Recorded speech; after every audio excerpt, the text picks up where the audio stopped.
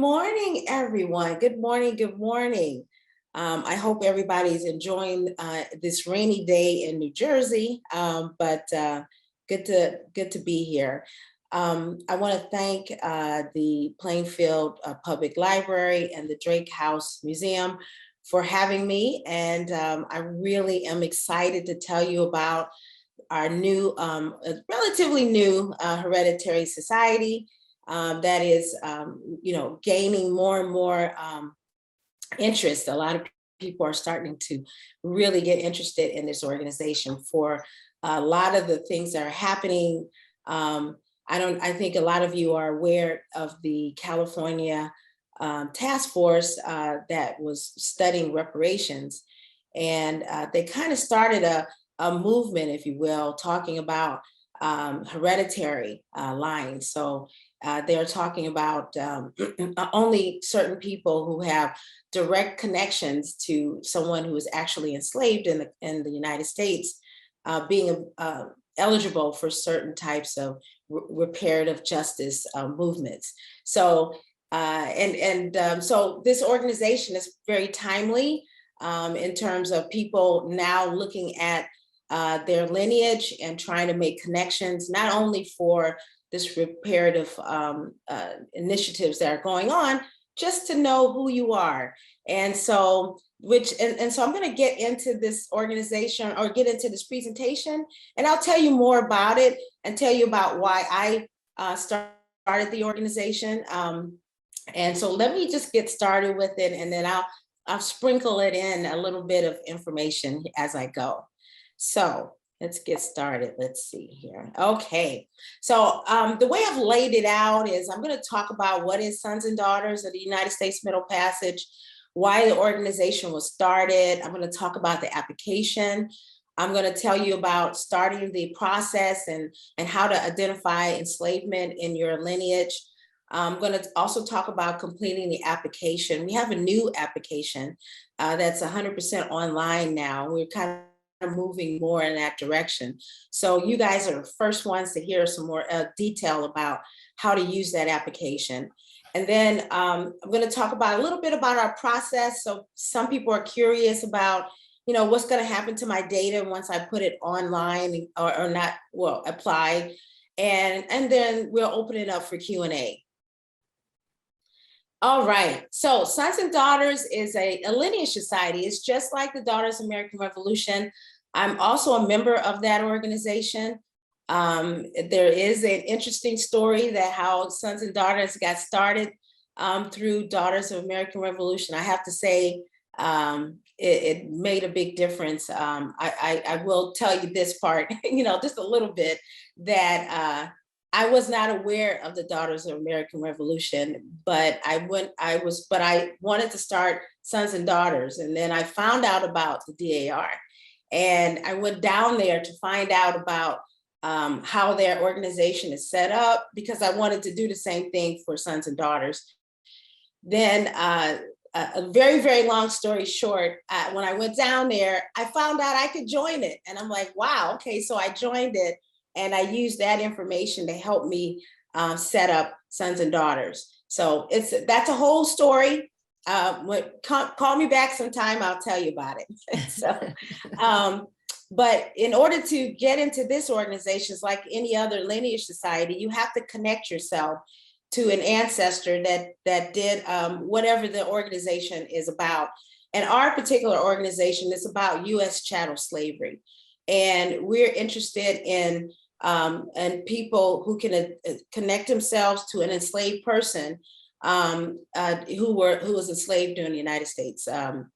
And also we're looking at the colonial period and English colonial period.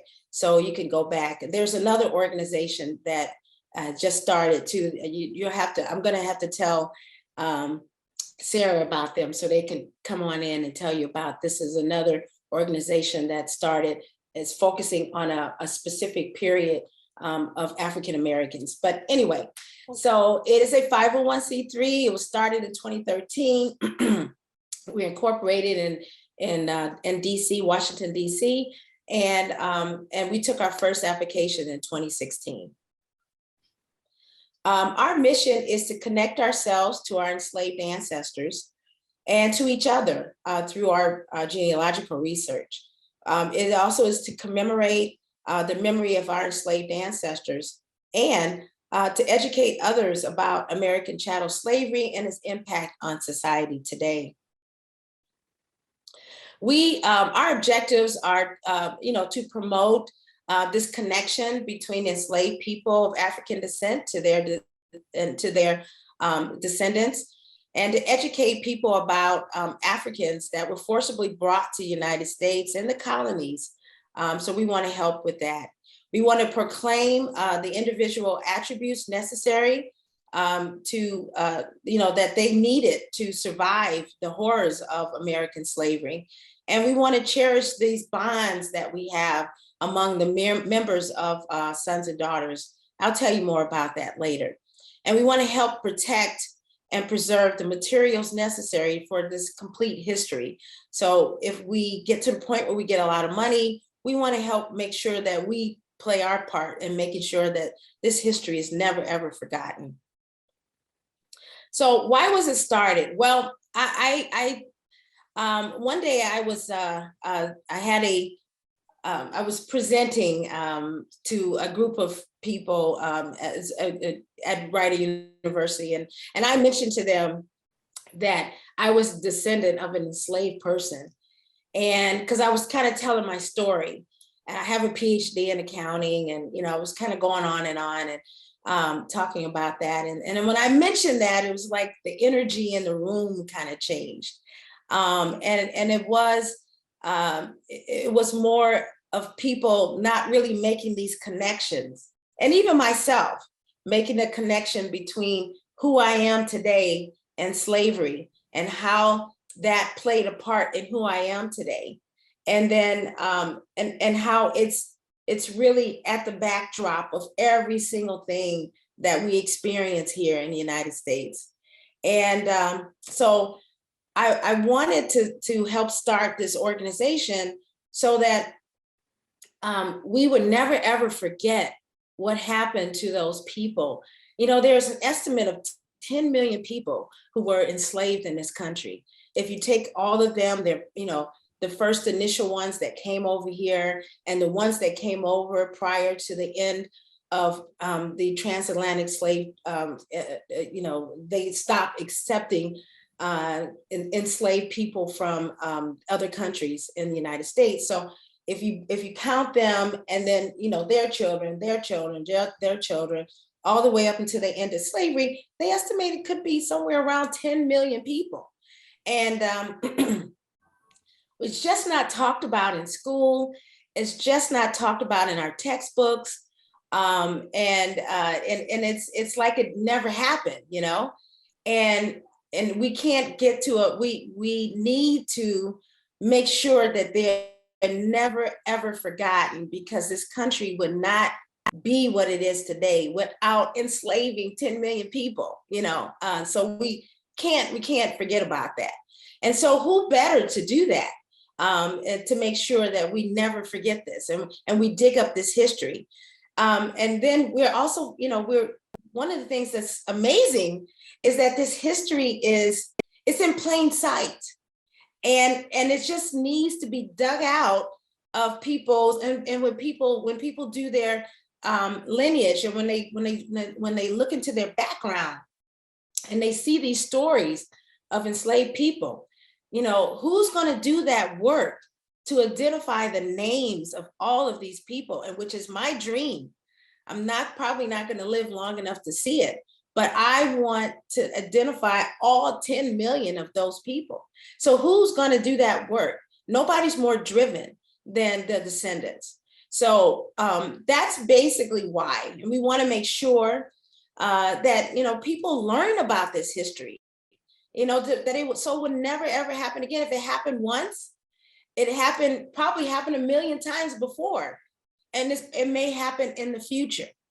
And we need to make sure that no one, and it's happening right now, it's still happening now, but we want to do our part to make sure that slavery is ended for everyone in the future as well. So nobody is more motivated than the descendants of this of those people who were enslaved. So that's why I wanted to start and help start this organization, so that we can get a bunch of people directed in this effort. And as I have been saying, this history is extremely important. The United States of America would not look anything like it does today if it wasn't for the fact that they enslaved millions of people. And the economy was at one time, I hope I get the number right, $42 trillion is in, I think it's today's today's number. If you take a look at the end of slavery, they were estimated to be around 4 million people enslaved. And 4 million times 1,000, they were just a rough number, times 1,000 is what the value of those bodies were. And if you multiply that together, that's $4 billion. Well, $4 billion today, I mean, then, what's it worth today? 42 trillion with a T dollars that enslaved people represented to this economy. And this history is, it's extremely important. So that's why we have to do this. To be eligible for this organization, you have to be of 18 years of age.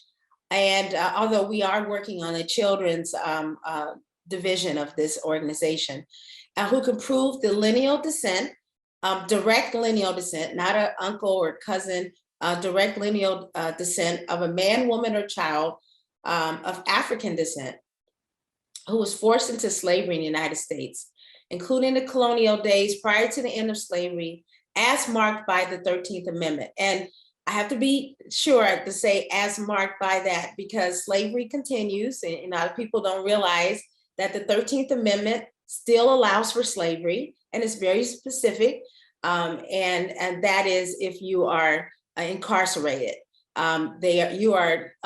Slavery is okay. It's in this is something that I would love to get out of our Constitution, that the 13th Amendment still allows slavery. Look it up, Google it, it's there.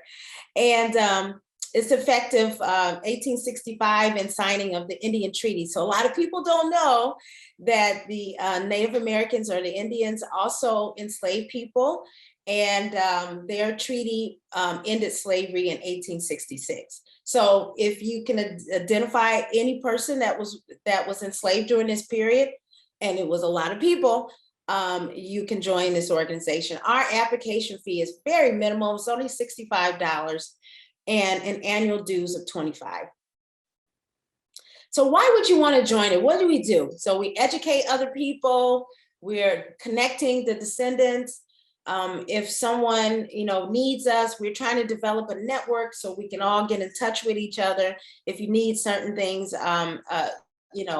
we try, when someone passes away in our organization, or someone is going through that, we try to be there for them. We're doing more of those types of things with our members. We have projects right now. If you go on our website, we have a quilting project that we're working on. We honor the patriotism of our ancestors. We try to preserve their legacy. We gain valuable leadership and experience, philanthropic opportunities you can have, and leadership. We're eventually going to form local chapters and help other people with their genealogy. Okay. But the best part of this organization really is our members. We've got some of the greatest people in our organization. They have a desire and a fire to help get this information out. They come to our annual conferences. They're just amazing, amazing people. So if you want to meet some of the most interesting people on this planet, they're in this organization. Again, I mentioned we have annual conferences. And I'll tell you more about it towards the end of this, this presentation. And we have an annual awards ceremony. We give out awards to books that are focused on slavery. We also give out service awards to individuals who devote their lives or a portion of their lives to this history. We also we contribute to other organizations in terms of money. And we don't have a whole lot now, but we do what we can. And they're freed ancestors. We help anybody trying to commemorate enslaved people and their ancestors. Now we participate in parades. We do a lot of on Flag Day in New York before the pandemic, we did 3 flag days. We try to do activities like that, and we go to conferences and we present. We do things like this. A lot of our members do all of this. And we also want to encourage the descendants to connect to their ancestors. So we try to reach out to people, to tell them, hey, do this. It's not as hard as you think. We do what we can to educate people about how to connect to their ancestors, which is what I'm doing today. What do? We educate other people about slavery. Again, we have this quilting project. This is more information, provides leadership and connecting to others. As I mentioned, we do have a Facebook page. And here's the application. So here's starting the process. Well, okay, so I'm going to look at the application, but I want to tell you more about, well, how do you find your ancestor? And then I'm going to say, okay, find your ancestor. And then I'm going to tell you how to fill out the application. So a lot of you probably are genealogists or budding genealogists, and you already know this, that the very place you have to start is with you. So you start with yourself, and then you go back through your family and generation by generation. But the very first thing, if you've never done this before, stop everything. When you get off of this call, you want to contact the oldest person in your family, and you want to call them and set up record them and have them tell stories about who their grandmother was. So that's the first question. Who's your grandmother? And then you get that name, and then you get the name of their mother and father. Then you of course have your parents, and you have yourself, and there you have 3 generations already. And so maybe that older person in your family, they also know their great-grandparent. Oh my gosh, the people living today are your best resources. And you want to talk to them. You want to find out where they lived, any information about that, write it all down, record them, better yet, record them telling the stories, get stories about your ancestors, and get as much information as you possibly can by the people who are living today. And then once you do that, then you start to corroborate that information. You want to start to look and see if you can get paperwork to support each of whatever they tell you. So I know a lot of people say, yeah, that's what that's what people say. Yeah. And they're not, it doesn't follow through, what people say and what really happens. I have found that most of the information that my people who were living told me turned out to be pretty true. So maybe there are people who just don't know and they've heard misinformation. That's very possible, but it is possible that they do know what they're talking about. So once you get all of that data or the information, now you want to start with yourself. And thank goodness the 1950 census just came out.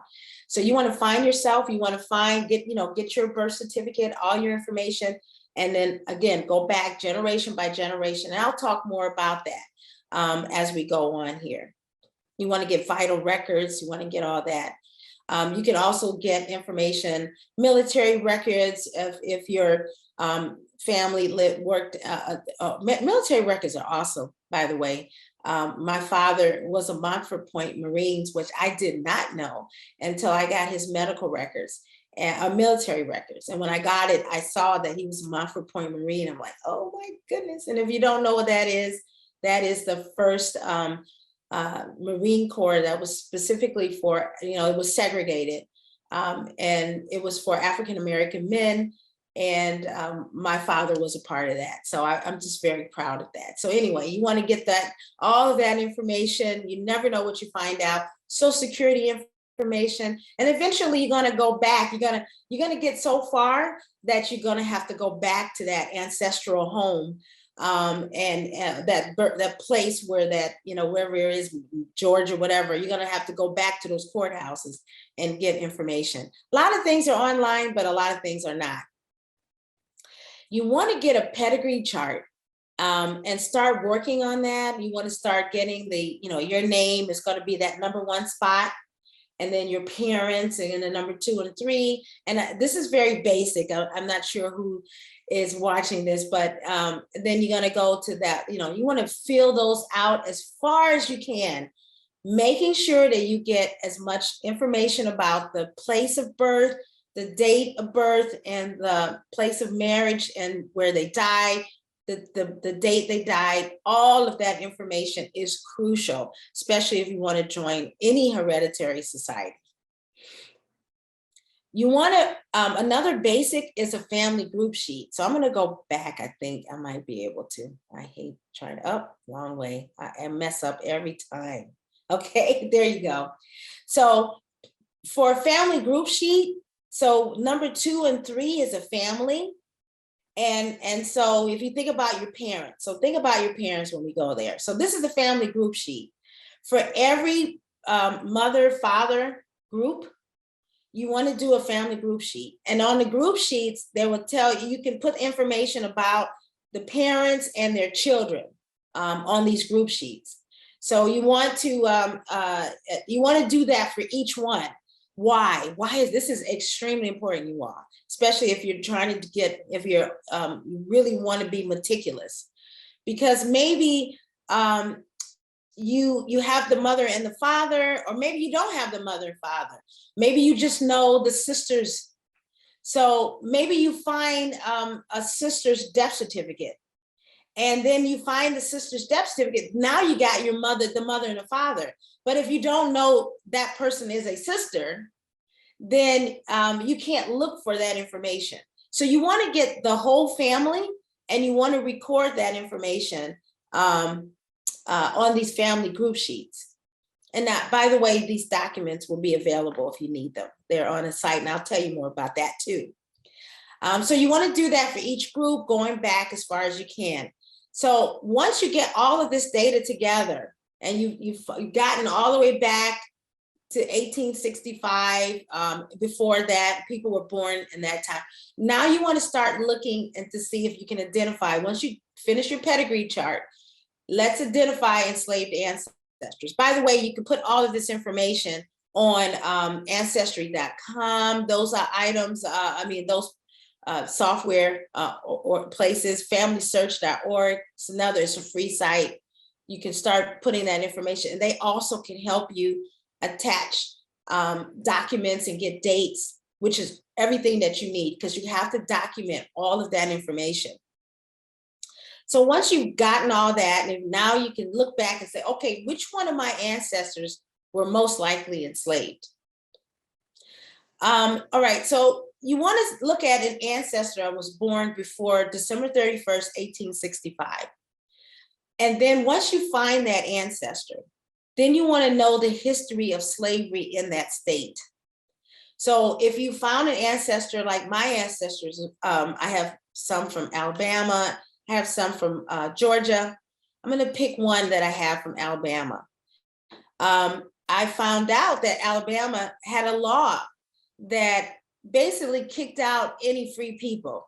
So if I had an ancestor that was born prior to that law, and they were born in Alabama, and they lived in Alabama, and they weren't kicked out, They probably were enslaved. So this information is very important. So you want to know the history of slavery in that state. And then, like, for example, in New Jersey, a lot of people don't know that the slave history in New Jersey. Oh my goodness, I've put out the offer to come back and tell you more. I do a lot of research in this area, and it's just amazing. But a lot of people don't know the slave history here. That in 1804 they passed this Slave Gradual Abolition Act, and you know, so some people might go and look at, let's say, an 1860 census, and they see an ancestor born in New Jersey, and they'll say, hey, it was never enslaved, he or she. Not so fast.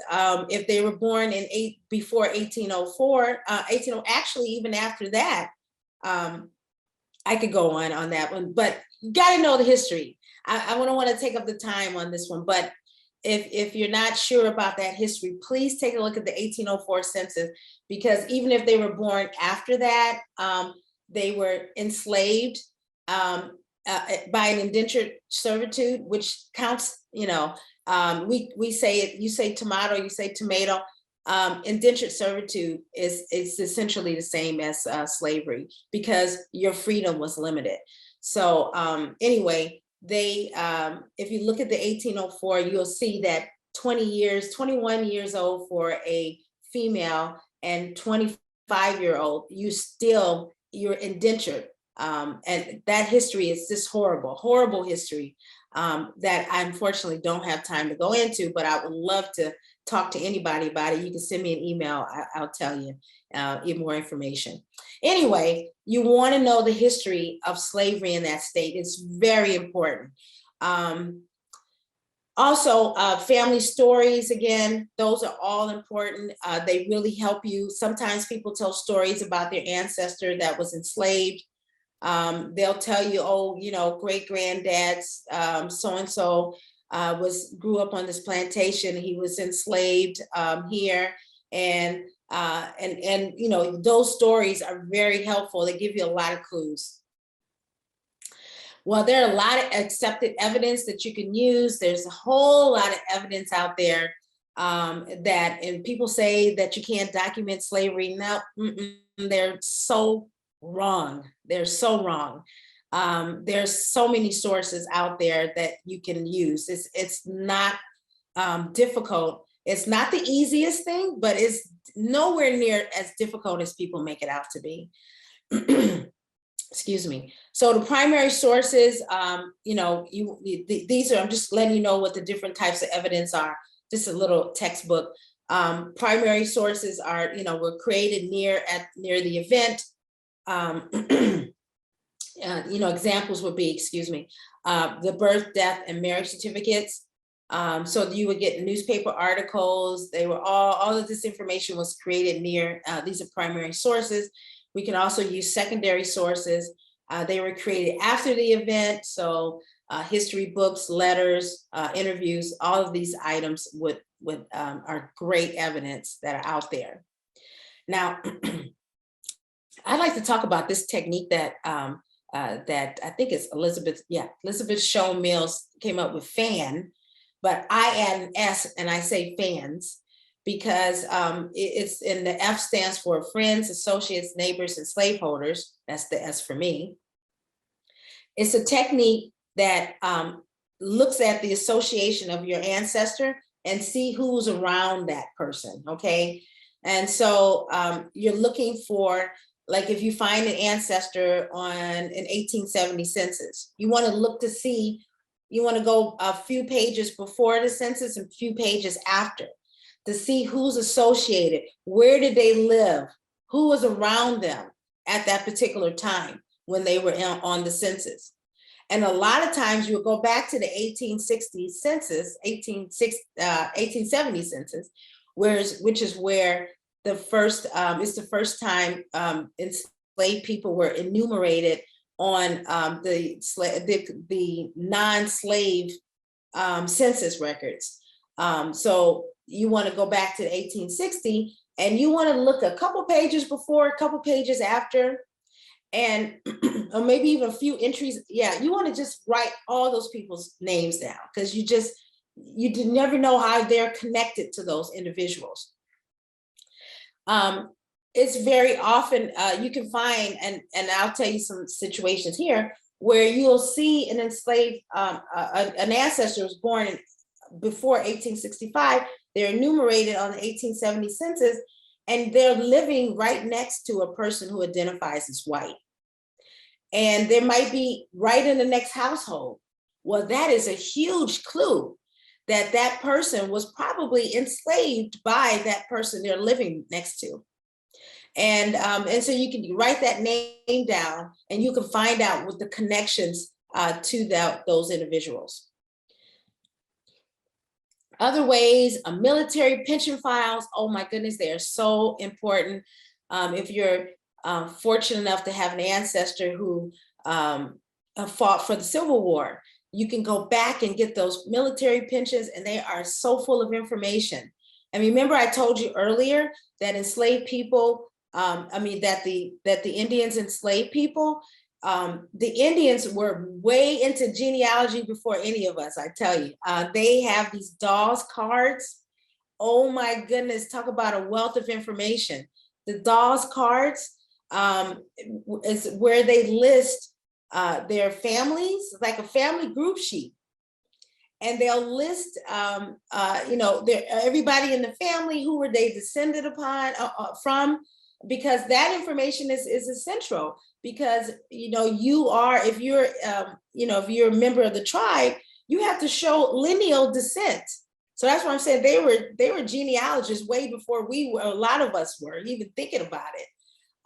And when they enslaved people, they did the same thing.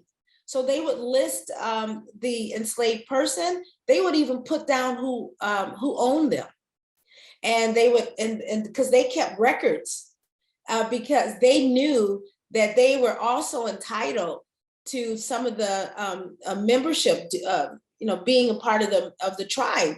And so they kept track of all that. I'm telling you, those Dawes cards are just gold in terms of genealogy gold is what I call it. You want to look at published histories. Once you identify that enslaved, the person that you think enslaved your ancestor, I have found published genealogies of of those people who identify as white, and they go to their published. A lot of them have published genealogy and records, books. And I have gone to those books, and they have written about my ancestors in the books. I'm like, wow, this is gold. So you want to be able, again, finding that slaveholder is key to unlocking so much of this mystery. They have Freeman Bureau records and slave narratives. If you can find a slave narrative, you may or may not be aware that there are over 6,000 slave narratives, and we'll talk more about that and the family and the Freeman Bureau, because I'm going to give you some examples about how to find these enslaved ancestors. So again, looking for proof of enslavement. This is an entry from an 1870 census. This is from one of our members. So this member is what I was telling you about. You have Patsy Anderson written there in yellow there. Patsy Anderson, she was the person's, our member, that was their second grandmother. You can see that she was on the 1870 census. She was 59 years old. And she lived very close proximity to a person named T&L Anderson. That's this person here.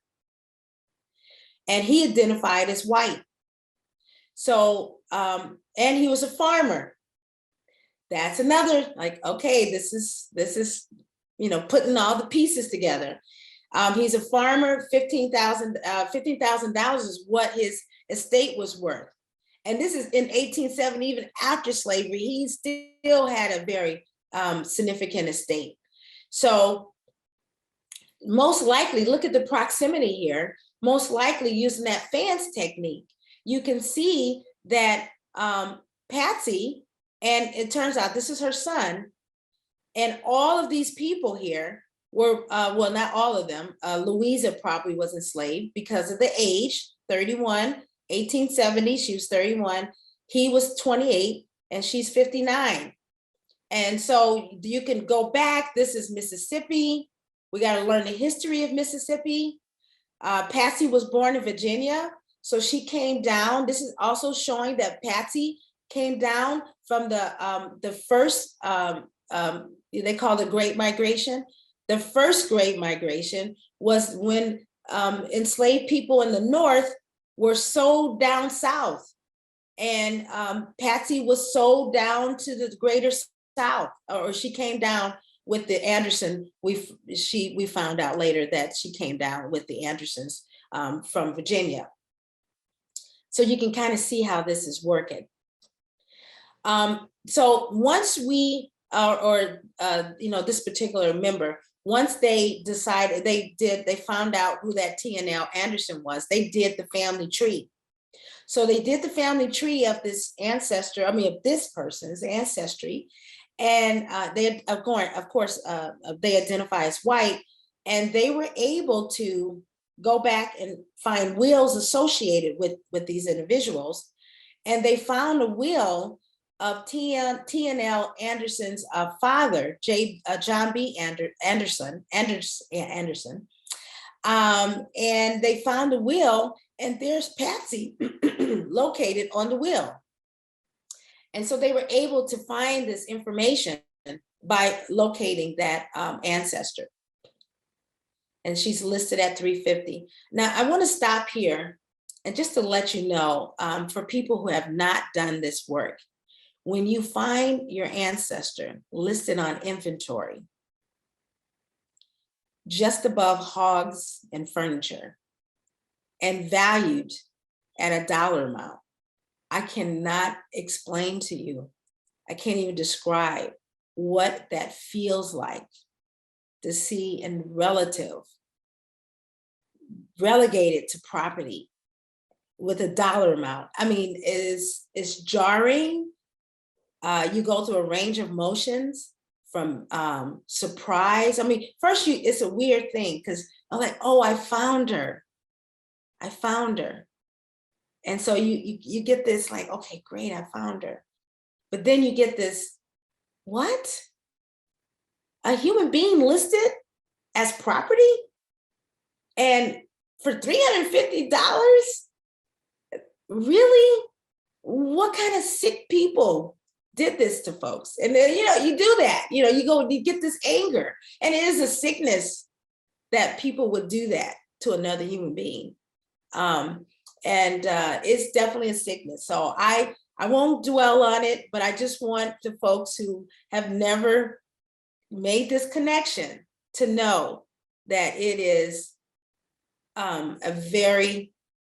it's an indescribable thing. You go from a range of emotions, you go from, like I said, happiness that you found them, to like, amazed that somebody would do this to another person, to anger.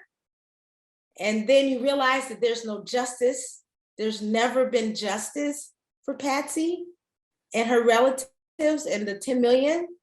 And then that sits with you, as you become an American and you're an American, it sits with you that no one, they're trying to forget that Patsy lived and what she went through.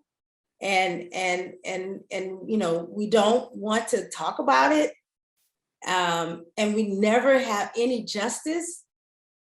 It's hard. That's why African Americans have a hard time being, it's like a dualness. It's the same thing. You're happy to be in America, but you're sad that your country never acknowledged the evil that was done to your ancestors, and you're sad and you're upset that you're still not getting any justice, and they don't want to talk about it. So anyway, I digress, but that's the nature of this. It's full with different emotions, but you have to go through it so you can heal. Okay, here's another one. This is the 1850 slave schedule. This is, again, from T&L Anderson. A lot of people don't realize that they were enumerated in the census, but maybe enumerated under the 18, they were enumerated in a census, but it was called the slave schedules. And here is, this is the slave schedule for T&L Anderson. And here is, this is just a blow up of that. And you can see here, this we think this is Patsy. Most times there are situations where you can, they're listed by name, but it's very rare. I've heard there is a part where they are listed, but anyway, it's rare that they would list them by name. Okay, it's possible, but it's very rare. So here is Patsy, we think. She was 40 years old, she was female, and she was identified as Black, and she was connected to T&L Anderson. So we figure that this is Patsy. We don't know for sure, but you take all these pieces of information, you put it together, and it gives you a picture. It's not a complete one, but most likely this was Patsy. Here's another case. So this happens to be one of my ancestors. This is Louise Halliburton. She was born in 1844 in Houston, not Houston, they pronounce it Houston County, Georgia. And she was, I never found the slave schedule yet. I'm still looking. I mean, not a slave schedule. I never found the will or any other information that would more point to her enslavement. But this is what I did find out about her. That found her in the 1870 census again. Georgia also had one of those laws that they kicked out all the free people at a certain point. They tried to anyway. Louise Halliburton lived right. If you looked around, there was a big slave owner named Halliburton. And so she lived near them. She was a domestic servant. She was only 26 years old. She had 2 children, and she lived in that area around them as well. So we put together the fact that she was a domestic servant. She lived in Houston County in Georgia. She lived near a big slaveholder. And so, we put all of this evidence together and we call this a proof argument. And you can use that to say that she was enslaved. So again, I looked at the laws, and this gives you some more history of those laws in the state of Georgia. And they tried to remove all the enslaved people in 1836. So I also looked at the 1850 census and the 1860 census. She wasn't there. And on the 1870 census, she was born in Georgia. So this is my proof argument, if you will, that I use to get into Sons and Daughters. Matter of fact, let me tell you, we started the organization, and we had genealogy, like the registrars. I'm not a registrar. You have to send your information to the registrar, and in order to get an organization. I had to do that, even though I helped start it. I'm one of the founders, or I came up with the idea to start this organization. I had to get in the same way everybody else did. It was like, really, guys, let me get in. No, I'm just kidding. I'm glad I had to do what I had to do, because I learned so much about my ancestors as a result. Now, as I mentioned to you before, all throughout New Jersey was notorious, have a horrible slave history. This happens to be, I do a lot of research in this area, and I came across this indentured document from the state archives. And I took a picture of it. And this is an indentured document. Of course, people identified as white were indentured as well. But this indenture, when, some people say, oh, indentured servitude is different than slavery. When you read this document, that'll take all of that away. It's the same. So if it's the information in here specifically talks about this person, his name was Jacob. He was a free person. They said he was a free Black child, but it goes on to say that he has to be in servitude until he was a certain age. And then it goes on, it talks about that. It talks about who his parents were. And he was forced into slavery for another 21 years, even though it says he was a free Black child. Don't start me, folks. It is it's crazy. So we just, it's really something. Anyway, we will go on. Other ways to improve enslavement.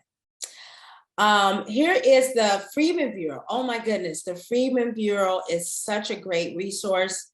Of course, it was started after during the Reconstruction period, after slavery was over. They needed a place for to help. They tried to help enslaved people during the Reconstruction period. A lot of people don't know, over 1 million people died after slavery was over because they were trying to flee their old places where they were enslaved. And a lot of them didn't have places to live, and they died of disease and not having shelter, no food. Many people starved. Reconstruction was a horrible, horrible chapter in American history, which again, a lot of us don't know anything about. But anyway, the Freeman Bureau was set up to try to help a little bit those people who were newly freed, and they documented. They have lots and lots of documentation. And so the Freeman Bureau, this is another member. Her ancestors, she found them on the 1870 census, and they were, I think their last name was Brown, yeah, Mahala and Solomon Brown. And we were able, or she was able, to go to the Freeman Bureau records and find them listed listed there in those documents. So you can see that they're listed in these documents here. So this is an example of how the Freeman Bureau is so helpful, and knowing where they were living. They lived in Virginia, and every Friday night, Dr. Shelley Murphy and Nika Smith, and if you're interested, if you know some of these people in the genealogy world, the rock stars, there's a number of them. She has a website. I think they're a Facebook page where they go on every week and they talk about the Freeman's Bureau. And I'll work with Sarah to get you some more information about that. And it's just awesome what they do. They don't get paid. They just listen to people talk about this. It's amazing, the resources that are out there. There are Facebook pages where people devoted themselves to identify their enslaved ancestor. Of course, if you follow us on Twitter, we try to bring, we're focused on what's happening today and making those connections. That's one of the things that we do on our Twitter feed. But there's so much good information out there. And this is a part, now our application has changed, but I left this in so you can see a little bit about what we do with this information. So once you identify that your ancestor was enslaved, now you can join the organization.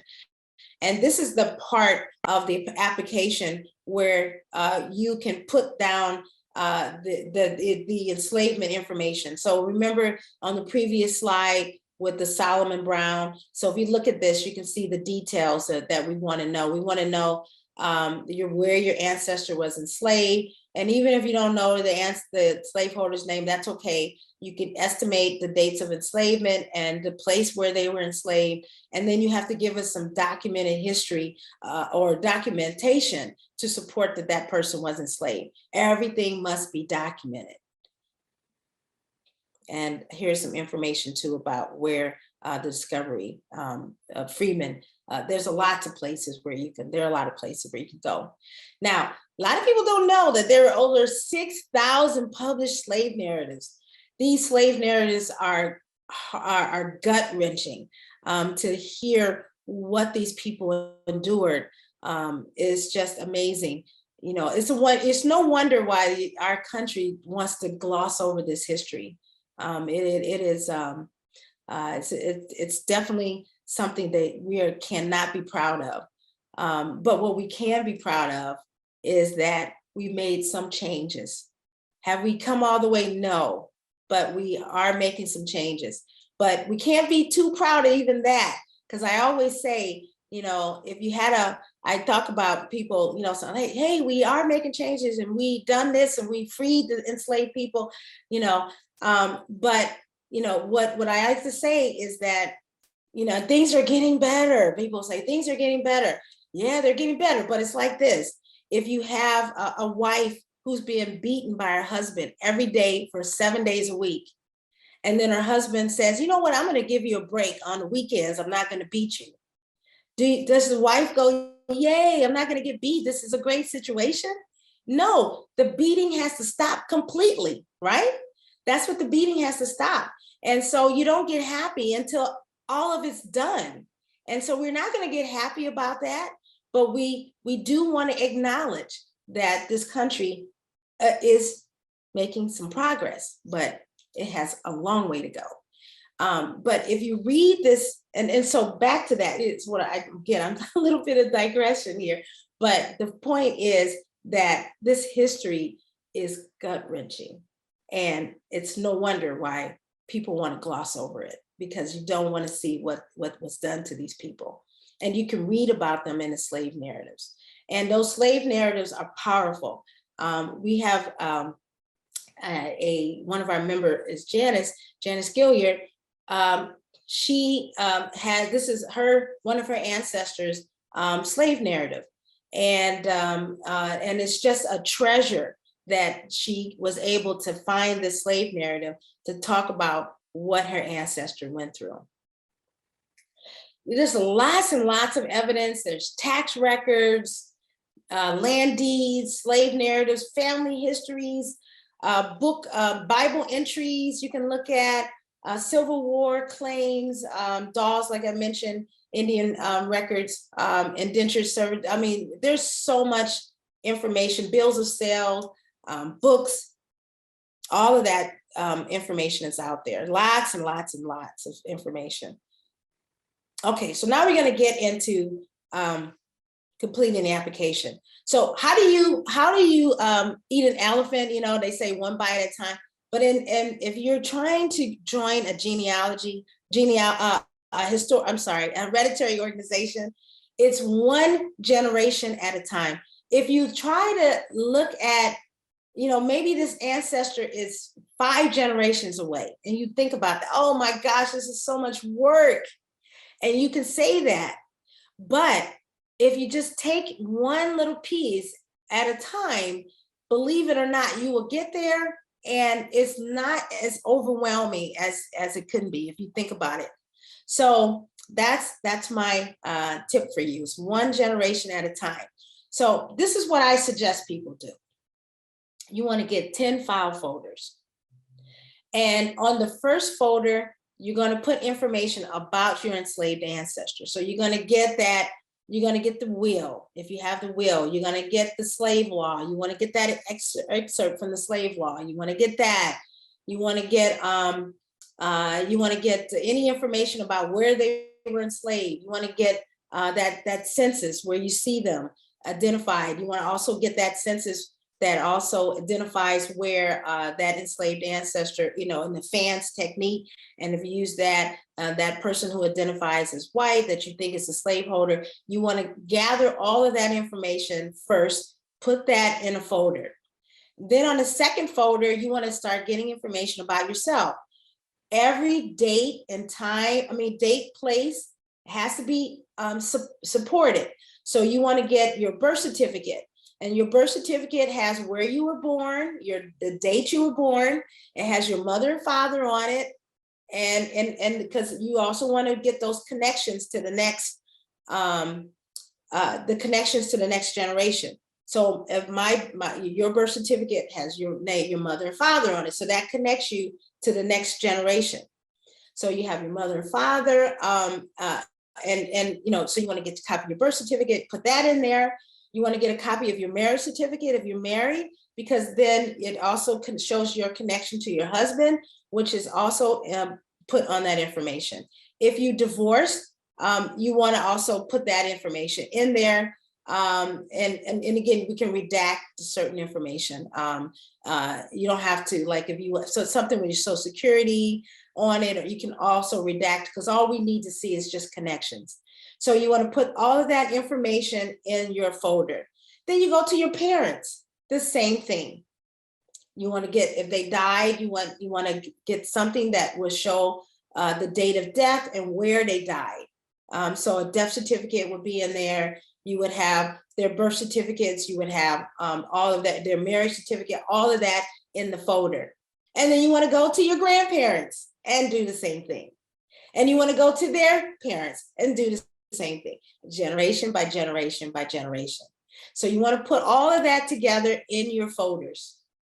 Then after that, you're ready. Now, I came up with this document, and it's on our website and also going to be available. This is a evidence folder checklist that you want to put in front of each of those folders. And, you know, so I would put my father's name down here on the data part. And then what do I have to substantiate my father's name? I can have his death certificate. The death certificate substantiates his date of birth, check, place of birth, date of birth, all of that. All of this information has to be substantiated for each generation. And so how they're substantiated. Now, this is going to come into play when you fill out the application. So you want to check to see, you want to check how my mom's name, how do I substantiate that? If she's still alive, then maybe I have her birth certificate, check. And where she was born, how does that substantiate it? The birth certificate. And then I want to copy and paste from if I'm using one of those genealogical software like Ancestry or MyHeritage or FamilySearch.org, they will tell you a reference. I'm going to copy and paste that reference and put it on here on this document. And if not this document, I'm going to put it somewhere. Now, for us, we don't really need that, but you will need it eventually. So when you find those documents, copy and paste the reference that they give you and put it in a separate document, because you're going to need that eventually. And then, and if this is, if you have your phone and you're not using it to connect here, you can connect to this website. And this is the website where you can join us. You can, there's information about joining us. All the documents that I'm talking about are going to be at the bottom of this page. And it also has the connection to our application. Again, it's a new online application. It still may have a little bit of bugs. We're working it out, but it's pretty well set up right now. So you can go right to this site and see you know, you can see this website that has the information that I'm going to talk about. Now, the application, like I said, it's online, but it's set up like this. It has general information. It has a place for that honored ancestor, just like the file folders, right? And then it has the enslavement information you're going to fill out. It's got your information, generation 1, generation 2, and 3 through 9. So literally, you're going to just take those file folders, and you're going to enter the information directly into the application that's online. You're just going to take that file folder and just put the information in. At the end, we're going to ask you for the $65, and you can also do a supplement, and we can talk about supplements too. So once you get in the organization and you find more ancestors, I'm up to 38 enslaved ancestors. You want to do what's called a supplement, and you're going to put that information in. I think, you know, if you can look at me on my screen here, I'm going to show you what our medals look like. So this is our medal, and you can see it. And these are 2 of my ancestors that I have already proven. I'm going to buy more, and the whole idea is to have all 38 on this medal that we wear. Okay, so I have 2 of them listed already. This is something I'm so proud of, to be able to wear this and represent my ancestors. It's a very great thing for me to do. I feel awesome when I'm able to do that. Okay, so you want to put a copy of, a copy of the version is on our website. We have a worksheet there that you can print out that would have all the sections. It's a real rough worksheet. Actually, it's just, and you're gonna see it. It's a pretty big document, and you're gonna be like, oh my gosh, it's 50 pages. But the reason why is the type is so big. We're gonna get it typed, retyped, so it's not as it's all the generations. I got in my great grandmother was enslaved. So that's only 3 generations. So, you know, for me, my application was not that much, you know, but all the possible scenarios, you know, it's there. So that's why the document is huge. So we're going to work on making it less dense, but it's a place where you can go and just get started. All right. Then these are the pages. I'm just showing you some of the pages that are on the website there for the application. So this is what it looks like. Remember, I said, see how big the type is? This is huge type. So it's all, that's why the page, don't get intimidated. The honored ancestor is there, and then you move on to the enslavement. And then we want you to also record the names of their children out there on the application. Why? It's like a family group sheet for your enslaved ancestor. Why? Because we want to use this information to help other people connect. Remember, that's what we're about. We're trying to help other people. We want to connect to our ancestors, and we want to help other people connect. We never, ever will ever give out your personal information. And any ancestor that was born 100 years, if they're 100 years or older, that information we want to post to our website, but we won't post anything with any ancestor 100 years and younger out there. So if it's on the 100 years and younger. So I'll tell you more about that later. So that's why we ask for a family group sheet, if you will, for that enslaved ancestor. And then when you get to the generations, and this is the first generation yourself, we're asking for this information. And we're also asking for information about your spouse. And so that information is also out there. Again, this information, this one, we will never share it. Never, ever, ever. So you don't have to worry about that. Then after you've entered in that information, then we want you to upload the documents in your folder. So now those folders are really coming in handy. So now you're going to upload your birth certificate. Again, you can redact any information you want on it, but we still need to see when you were born and your parents' names. So that's what we need on that, and the place you were born. All that's necessary. So you will upload that as well as your marriage certificate. You're going to upload that information as well. Now, let's see. Then there's a place for you to upload this information. So I want to draw your attention here to select all documents used to support. Now, the citation. So select all the documents used to support the names and relative dates and places, connections to previous generations. Upload the documents, upload each document.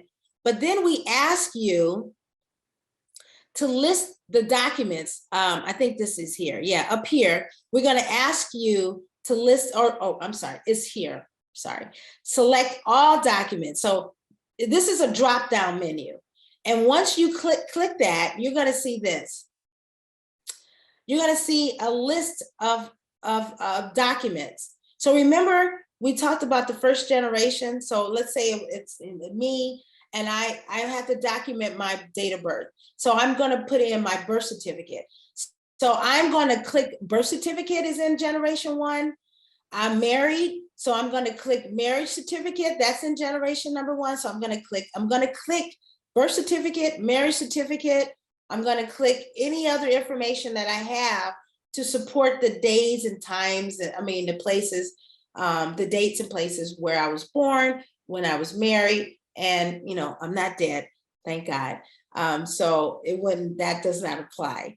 But unfortunately, if like say my husband passed away, I would have a death certificate. So I would click that as well. So that's what goes there. So instead of detailed citation, it's optional. You can give us that detail.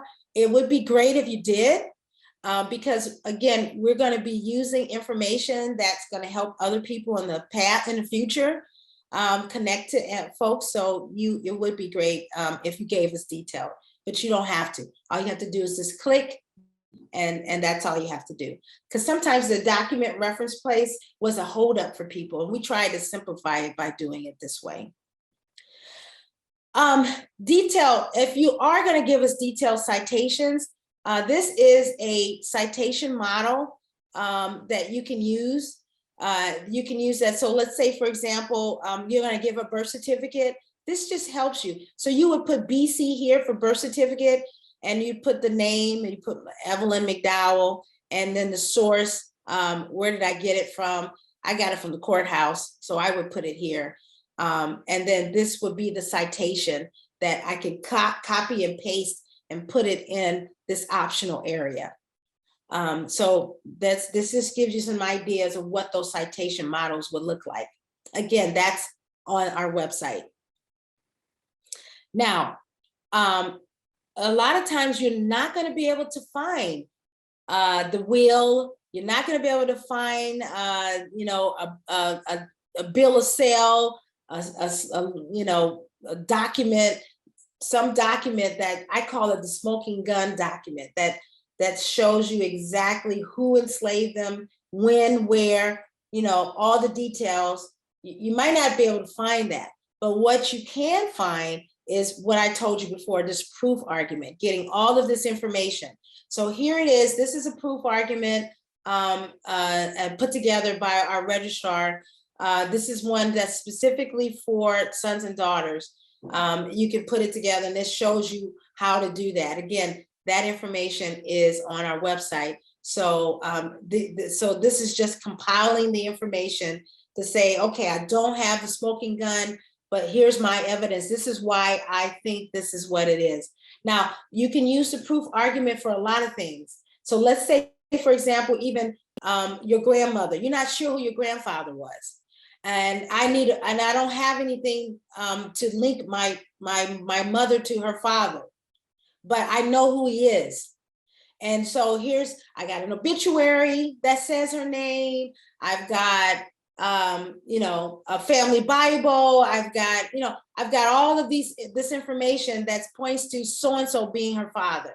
Well, then you need a proof argument to say that this is why I think that was her father, because I don't have any other document. So this would be your document. Okay, so here is, that's the process. I do want to tell you right now about our annual conference. And if you, again, have your phones, if you're not using it, you can use your phone to connect to go to our website that's telling you about our function. Is coming up in almost a month from now. It's free. We have a very limited space for our in-person, and we're going to do a hybrid, and it's at Rider University. And the people who come in person will have prizes for you. We'll have giveaways if you can come in person. We want you to be there in person if you're not afraid of the pandemic, and a lot of people are just coming to these things. So we want to give you an opportunity to connect to us and to people. We're having people talk about the history of slavery is what we normally do, and anything related to slavery. Our keynote speaker, we have an award ceremony on Friday night. Our keynote speakers all talk about the economic impact of slavery and our granular connection to our specific ancestors, which is what our organizations are very unique, because we go all the way to an ancestor. We name the person.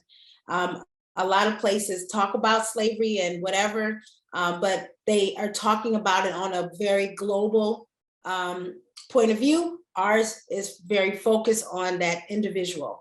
And so we have people talking about their ancestor, things that they have found out. I will say this quickly, that slavery is there were 10 million people enslaved, there are 10 million stories. So because everybody's experience was very different. How one slave owner treated an enslaved person, next door neighbor, treated them very differently. And everybody's experience was it could be very, very different. They're just living next door to each other. So these stories, you have to hear them. You just would not believe some of the things that people are finding out about their ancestors. Great stories too, which is another good thing about, even though this history focuses on a negative thing that was done to our ancestors, we're not ashamed because this was done to our ancestors. The people who should be ashamed, of course, are the people who did it. But what we're happy about is that they survived it, and how they survived it, and what messages that they give us today. So you hear these stories of empowerment, of amazing things that they were able to do in spite of what was happening to them. I love our conference. I always leave in a happy mood because of these wonderful stories that people tell us about their ancestors. So please make sure you come. It's going to be great. We got lunch served. It's going to be a fabulous event. Again, space is limited. If you go to the website, you can sign up to get our registration, which is going to open up on Monday. Okay, so let me tell you this about our approval process to let you know, once we get your application, it's encrypted. Registrars look it over, not me. I can't get you in. You give me $100. Hey, Evelyn, give me $100. Let me in. No, I can't do it. We have board of directors and we have the registrars. They're two separate organizations. We don't have any conflict. The people who are our registrars cannot be on our board. So they recommend the people who, they tell us, so-and-so has successfully supported their application. And then we vote on them. So that's how the process works. Like I said, you can't change. We don't, this is a very serious process. Our registrar is LaBrenda Garrett Nelson, and she is also the president of the board of genealogists, that certifying board. And she knows her stuff. Some people are intimidated to send the application to her. And we also have Margot Lee Williams. She's also one of our registrars. She's our deputy registrar. And don't be intimidated. They are helpful. If you can't do something, if you need help, reach out to them. They are awesome. I'm telling you, the people in this organization are amazing people. They are just awesome. They want to help. They want to help you. This is what our certificate looks like a little bit. It's changed a little since then, but basically this is what it looks like. It doesn't have this on it. It's just this. And it's a really nice looking document. We tell you, I should have put the more up-to-date one. It's still a very impressive document. And it has the national number on there. It has the name of your ancestor, where they were born. And this is what the document looks like. People are so happy to get it. This is a list of all of our members for a list of the board members from 2021 to 2022. And we listed here, I'm the president, and you can see our board members are on this. I mean, they're very influential in this genealogy circle. Many of them are, and again, great people. They are diligent. They spend a lot of their time making this organization work. And if now I can open it up for questions at this point. Thank you for listening to me. I get passionate about this organization, and We've gotten over 100 members now, and it's just a fabulous organization.